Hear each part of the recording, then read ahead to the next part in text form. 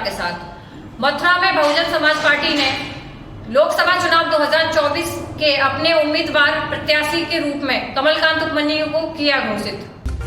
2024 के लोकसभा चुनाव के प्रत्याशी की घोषणा के लिए डीएमपी नगर में स्थित स्थानीय होटल में बहुजन समाज पार्टी की तरफ से एक प्रेस वार्ता का आयोजन किया गया, जिसमें बहुजन समाज पार्टी के पूर्व राज्यसभा सांसद मनुक्कद अली द्वारा मथुरा जनपद के बहुजन समाज पार्टी से प्रत्याशी की घोषणा की गई, जिसमें मथुरा जनपद के वरिष्ठ पत्रकार एवं ब्रज प्रेस क्लब के अध्यक्ष पंडित कमलकांत उपमन्यु को बहुजन समाज पार्टी से प्रत्याशी घोषित किया गया। इस दौरान बहुजन समाज पार्टी के पूर्व राज्यसभा सांसद मनुक्कद अली, पूर्व राज्य मंत्री गोरेलाल, कोऑर्डिनेटर लक्ष्मण सिंह, मथुरा जनपद के बहुजन समाज पार्टी के जिला अध्यक्ष गोवर्धन सिंह सहित बहुजन समाजवादी पार्टी के तमाम पदाधिकारी कार्यकर्ता मौजूद रहे, जिन्होंने पुष्प और प्रत्याशी को पंडित कमलकांत उपमन्यु को माला एवं पटका पहनाकर स्वागत सम्मान किया। वहीं भाजपा प्रत्याशी पंडित कमलकांत उपमन्यु ने कहा कि मथुरा की जनता के पिछले 10 साल से लगातार धोखे में रह रही है। बाहरी प्रत्याशी के द्वारा मथुरा की जनता क्या समस्या का समाधान नहीं हुआ। उन्होंने कहा कि मथुरा की जनता को अब अपने बीच के प्रत्याशी की जरूरत है। उन्होंने कहा कि मथुरा जनपद की जनता को बहुजन समाज पार्टी की बहुमत मिला तो वे मथुरा के हर एक समस्या का समाधान करेंगे। मथुरा में हो रही बंदरों की समस्या का भी समाधान करेंगे। समाज पार्टी की राष्ट्रीय अध्यक्ष, उत्तर प्रदेश की कई बार मुख्यमंत्री रह चुकी पूर्व सांसद आदरणीय बहन कुमारी मायावती जी का निर्देश लेकर आपके बीच में पहुंचे हैं। इससे पहले कि वो निर्देश मैं आप लोगों तक पहुंचाऊं, मैं खास तौर से बताना चाहूंगा कि बहुजन समाज पार्टी एक मिशन है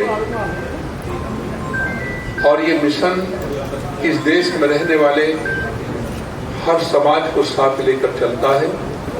इस देश में रहने वाले कमजोर, मजलूम, बेसहारा लोगों की आवाज उठाता है।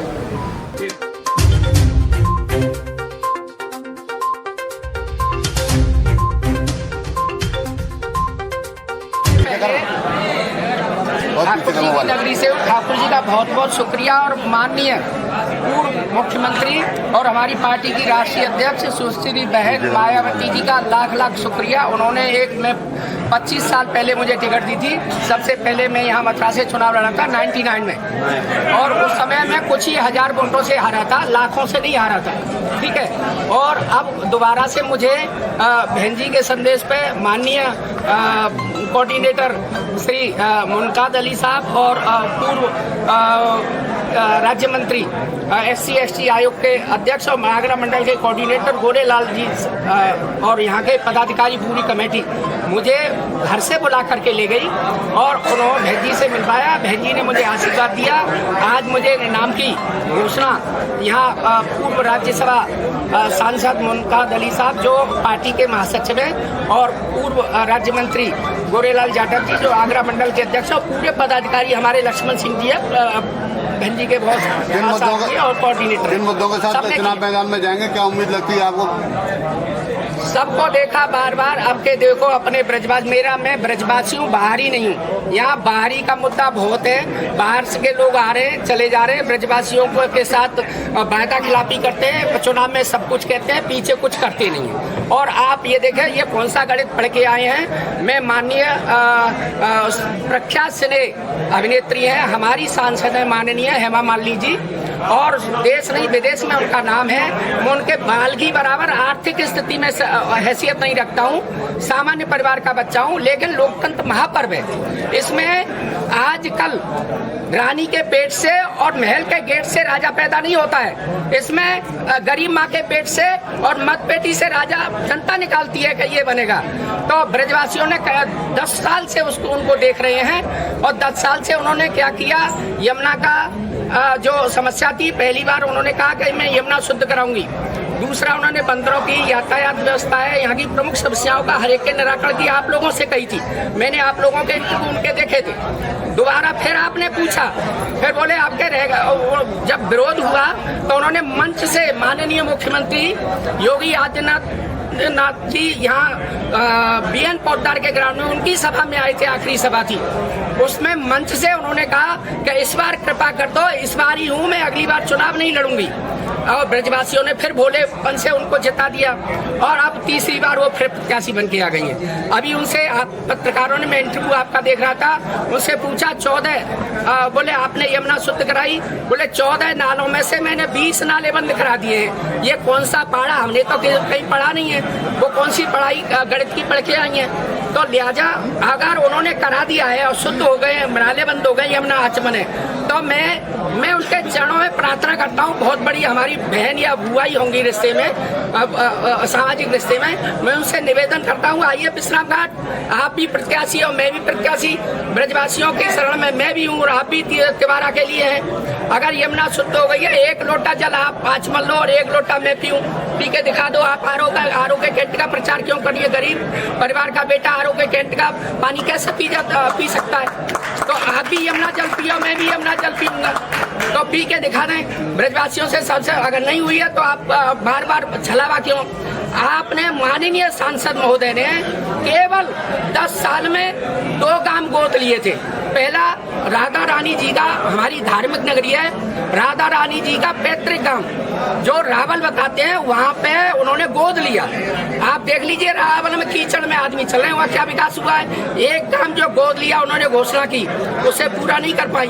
तीसरी बात, मैं हेमा मालिनी जी का कोई वो नहीं कर रहा हूँ, 14 से 19 के कार्यकाल के मध्य जो आप सब जानते हो, जो सांसद निधि मिलती है 5 करोड़, चाहे विपक्ष का हो चाहे सरकार का हो, हर सांसद को मिलती है। वो 25 करोड़ 14 से 19 के बीच में 25 करोड़ हर सांसद को मिली, इनको भी मिली। उनमें से इन्होंने केवल 15 करोड़ निकाली, 10 सरकार के खाते में लैप्स हो गई जो ब्रजवासियों के विकास के काम में आती, और उस 15 करोड़ में भी 80% लगी, 20% लैप्स हो गई। माननीय हमारी सांसद 10 साल से जो है ब्रजवासियों की समस्याएं अगर वहां उठाती संसद में, तो इनका रेशियो ये है, मैं देता हूं, आप डाटा देखिए सरकार, ये मेरा कहना नहीं है, आप उस डाटा को देखिए। जो देश के सांसद हैं किसी भी पार्टी को, उनसे सबसे कम इन्हें प्रश्न डाले, सबसे कम मुद्दे उठाए। उत्तर प्रदेश के जितने भी सांसद हैं किसी भी पार्टी के हों, सबसे कम ये बोलिए, सबसे कम उपस्थित। आप किन मुद्दों के साथ जनता के बीच जाएंगे चुनाव में? ये मुद्दे ही हैं। मैं ब्रजवासियों का, एक बार सुनिए, मैं बाहर ही नहीं हूँ। इनको 10 साल मिले, 10 साल में 10% स्थिति उपस्थिति इन्होंने अगर यहाँ ब्रज में रखी हो तो बताइए, 10%।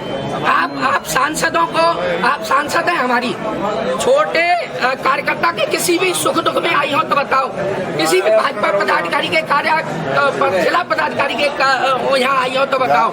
दूसरी एक और बात, आप 11 मर गए राया में, आप यहाँ मीरा की प्रस्तुति देती रही प्रधानमंत्री जी को, लेकिन 11 मर गए गरीब परिवार के, आप वहाँ सांत्वना प्रकट करने नहीं गई। क्या हमारे सांसद ऐसा परिवार का सदस्य होना नहीं है? हम जिले के, हम हमारा प्रतिनिधि है, हमारे परिवार का मुखिया है जिले का, वो हमारे साथ 11 परिवार में हताहत हो गई, 11, और वो भी आतिशबाजी में, तो वहाँ संवेदना तक व्यक्त करने आज तक नहीं गई है।